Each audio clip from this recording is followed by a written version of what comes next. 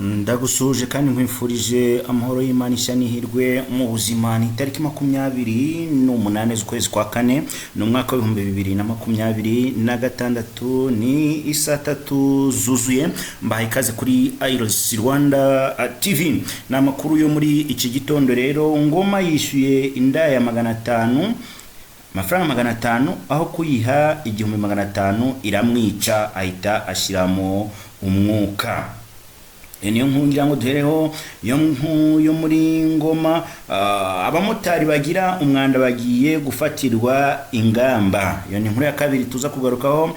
Kigali babiri bafatanwe ibiro bibiri n'udupfunyika 237 by'urumogi. Urumogi rugera mu bwirwa hagati wa Kigali ruturutse hehe ko ibintu biba bitoroshye. Nigaba Clement yatanze ingwate y'inzu asaga miliyoni hagati y'imiliyoni 140 na miliyoni 170, asaba kurekurwa by'agategana hamya yuko atazatoroka ubushinja cyaha. Uyu mugabo ufungiwe cyangwa se watawe muri yombi ubwo yatukaga cyangwa se yageragezaga kurwanya gutuka no kubwira nabi inzego z'umutekano, yasutse amarira ubwo bari hariya mu rukiko kucyo kuburana, dore ko yamaze gukatirwa iminsi 30. Ikindi bamenya nuko umugabo wo muri Karongi Libe yafashe uwasamanyaga abakobwa abashukisha akazi. Libe yafashe uwasamanyaga abakobwa abashukisha akazi. Turaza gusoreza ku nkuru yo mu Bugesera, navuga ngo ari nayo nkuru nza gusorezaho. Nza kuba mbabwira abakozi babiri batsinze akarere ka Rutsiro basubijwe mu kazi.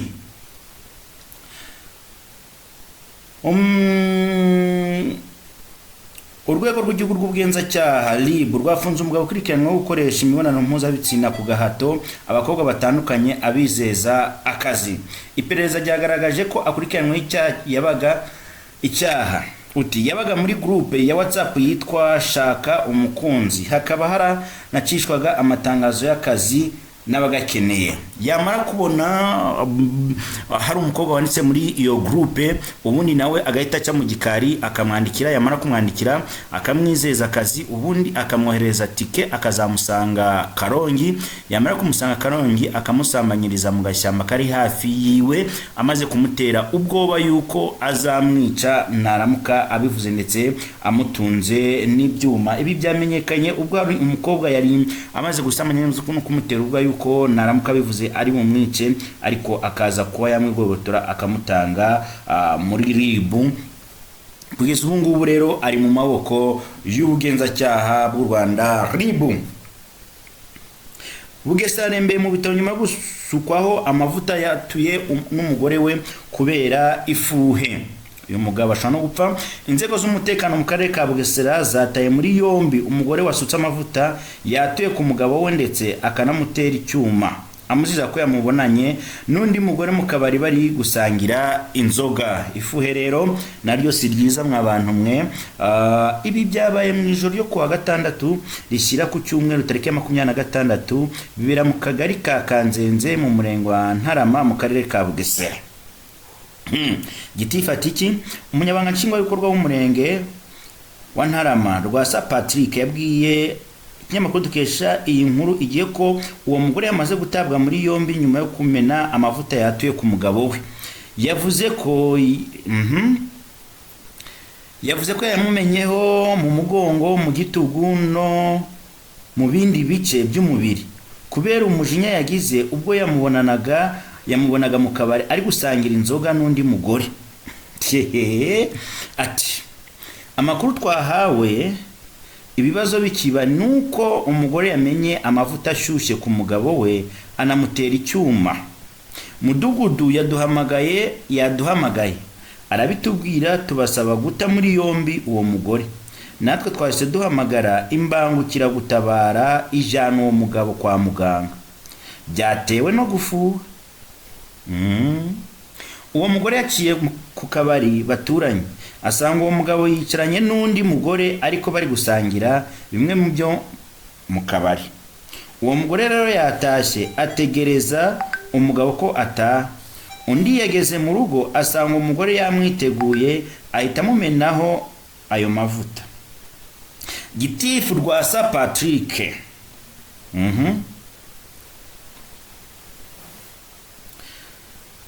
Gitifu Rwasa yasabye abaturage ba Ntarama kwirinda kwihanira, agaragaza ko biteza ibibazo byinshi imiryango yabo.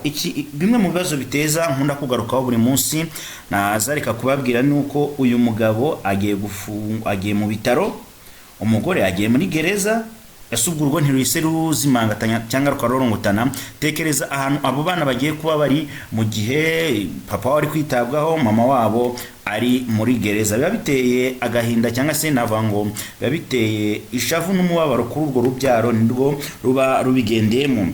Niba hari amakimbirane cyangwa hari ibyo abantu batumvikanaho, wakwegera inzego z'ubuyobozi, abantu nibegere izo nzego zose zibafashe mu gukemura ibibazo aho kwihanira. Kuri ubu uyu mugabo wamenweho amavuta yatuye, arware mu bitaro bya Nyamata byo mu karere ka Bugesera. Masaha ari imbere ndaza kuvugisha umwe mu bantu bari hariya i Nyamata mu karere ka Bugesera. Ndabizi neza ko hari amakuru yaba yihariye afite cyangwa se bimwe mu byo atugezaho. Umugabo uri mu kigero cy'imyaka 45 yishwe n'indayimuziza 1000, ubwo bapfuye 1000 kuko bari bumvikanye amafaranga 1500, aho kugira ngo amuhe 1500 amuhereza 1000. Umugabo uri mu kigero cy'imyaka 45 mu murenge wa Kazo mu karere ka Ngoma yishwe n'umukobwa w'imyaka 25 usanzwe akora uburaya nyuma yo gusambana akamwishyura 500, nyamara bari bumvikanye agera kuri 1500. navuga ngo nuko nyine nuko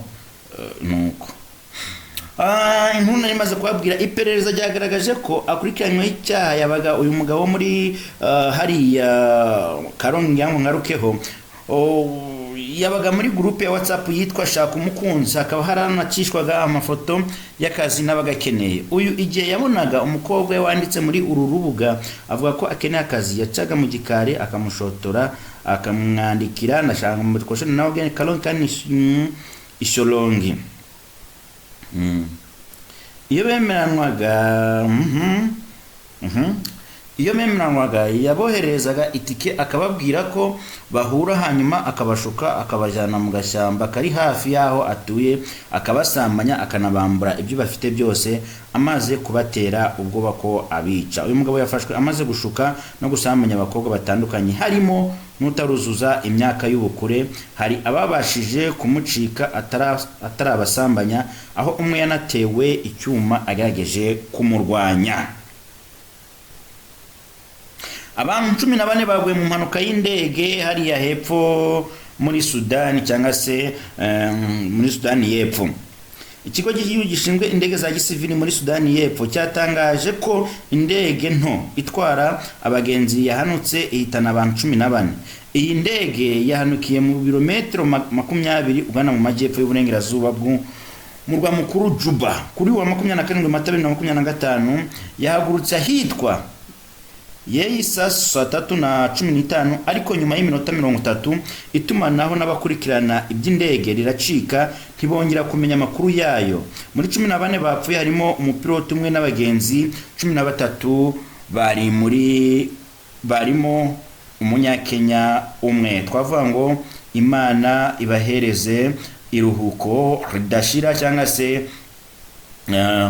ibatuze ahera hayo. Nyuma yo gutakamba kwa Discrema, umunyamakuru akaba n'umwari wafunzwe azira kubaka ikigo cy'ishuri, nyuma yo gusuka amarira mu rukiko ndetse na metre we agasuka amarira agasaba yuko uyu Discrema yafungurwa agatangwa ibihumbi ihwanye n'inzu ya miliyoni 170. Haribazwa ese kuri wa kane ubwo ari we asomerwa mu rubanza ku tariki ya 28 ku tariki ya 30 z'ukwezi kwa kane, ese Clement turongera tumubone cyangwa se arakomeza afungwe nkuko urukiko rurimo kubyanzura, dore ko yatanze impamvu zirimo yuko umugore wibarutse abana 2 kandi bakeneye kwitabwaho buri kwezi cyangwa se buri munsi bakaba konsoma ibihumbi 40 uko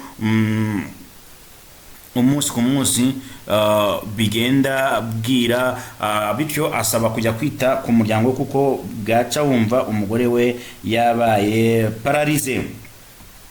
Semuhungu ukurikiranweho icyaha cyo gusambanya abana b'abahungu kandi nawe ari umuhungu, uyu munsi agiye kugezwa imbere y'urukiko aho aburana ifungwa n'ifungurwa. Ese Semuhungu bamwe bakomeje kuvuga yuko Semuhungu nawe yasambanyijwe ni agateranzama cyangwa se ni ibintu bitumvikana bitari kuvugaho rumwe n'abantu bakoresha imbuga nkoranyambaga cyangwa se bakoresha social media mu buryo bumwe cyangwa ubundi. Muri showbiz ndetse na siporo, APR FC muri volleyball club yaraye itsinzwe. Mwabantu mwe hari umwarabu yamukubise amaseti 4-1.